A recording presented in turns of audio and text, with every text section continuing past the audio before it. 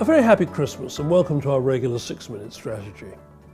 This year has reminded us once again not to underestimate the resilience of this bull market.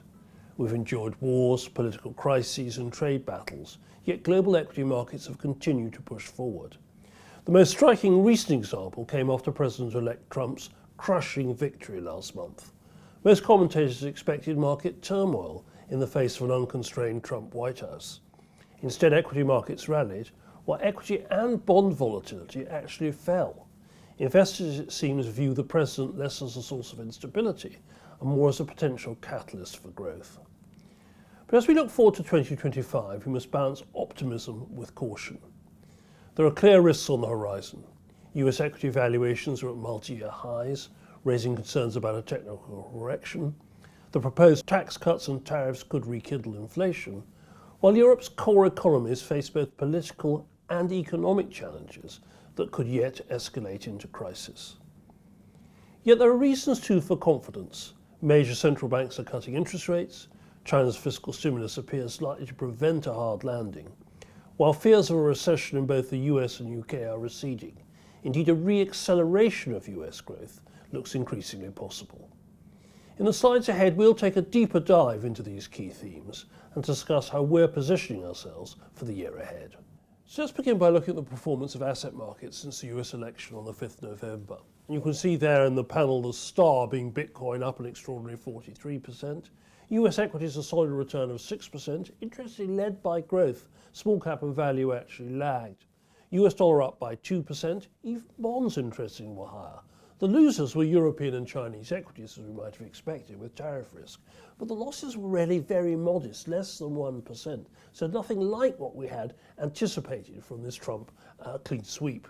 Crude oil, the weakest number there, down about 4.5%. That's, of course, the drill agenda of the new administration. Interestingly also, the volatility of those returns was low. We've been really ready for higher volatility with this Trump clean sweep. In fact, the VIX volatility fell, you can see in blue, that's equities, and the US T-bond volatility fell particularly dramatically, that's in red, against that dotted line of the US election. What helped markets as well was actually the Trump cabinet appointments so far really point to lower tail risks, less trade and deficit risks essentially.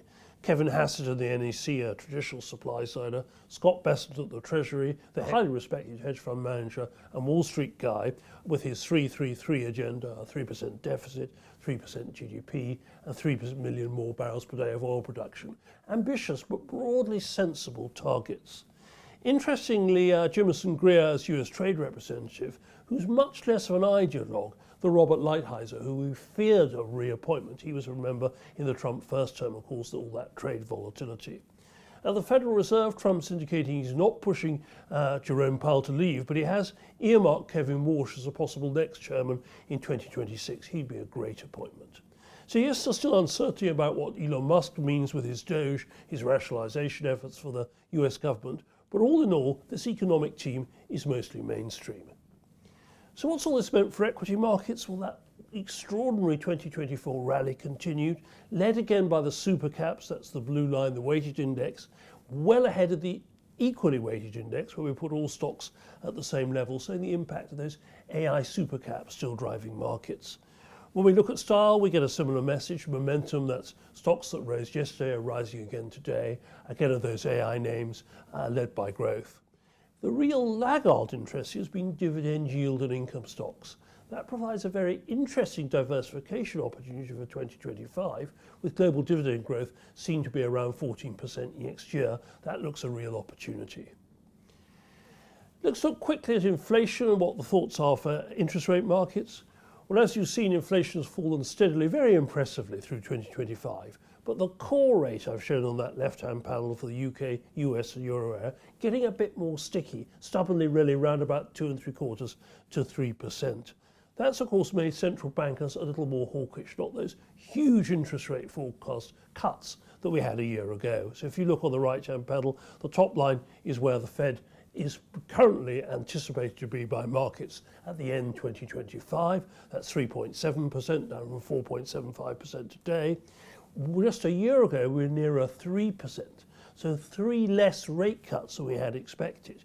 In the UK, the markets are suggesting 4% interest rates by the end of 2025. They were sending another actual 4 extra quarter point rate cuts, taking the figure down to 3. So really quite a lot of more hawkish attitude quietly built into those Federal Reserve and Bank of England cuts. Finally, let's look at what all this means for the technology names which have led this market, which we've participated actively in. What I've done here with the assistance of empirical research partners that we work with is look at previous eras of technology and look, one, at how valuations have performed. That's the dotted black line.